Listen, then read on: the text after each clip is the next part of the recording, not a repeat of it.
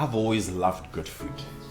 I enjoy good flavors, rich flavors. And I remember as a young boy in the village, there was a Chinese contractor who was building some of the classrooms in my primary school, and he cooked and he was just there alone. I remember approaching him and he served a plate for himself and served a plate for me, and we ate. And I don't even know what I ate, but I just know how full of flavor and how amazing the dish was, and baking was always also central in my family. We always used to bake, and we would bake this very nice crusty bread. Traveling all over the world, I've always wanted to try the different foods, the different flavors.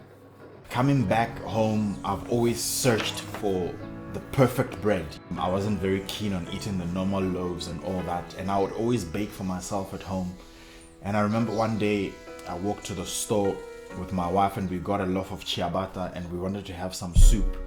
And after we warmed it, the loaf just disintegrated. And I remember looking at my wife and I'm like, sheesh, this is terrible. And I said, I bet I can do this.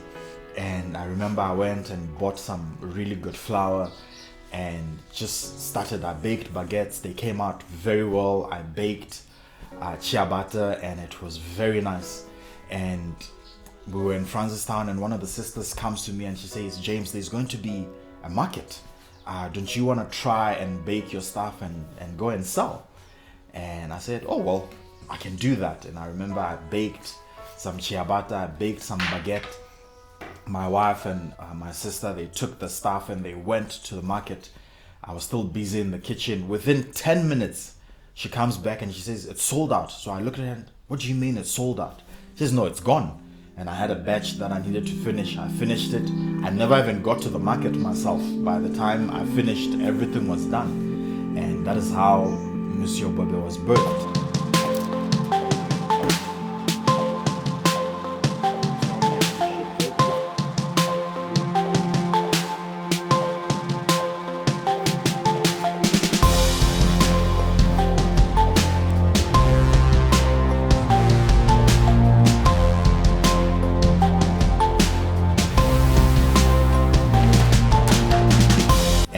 Then from there, I moved on to sourdough. I started my own sourdough starter, learning from books, learning from videos, linking up with people on Instagram. And I started baking and selling at a local cafe in Francistown. They really supported me as a community. And I remember sometimes I used to bake in Francistown and I'll get on the bus to come here to Gaps to come and do the markets. And I would be here within an hour 30 minutes, everything was sold out. I pack up my table, I get back on the bus to Francistown, and I just had this thing going on and it was a buzz.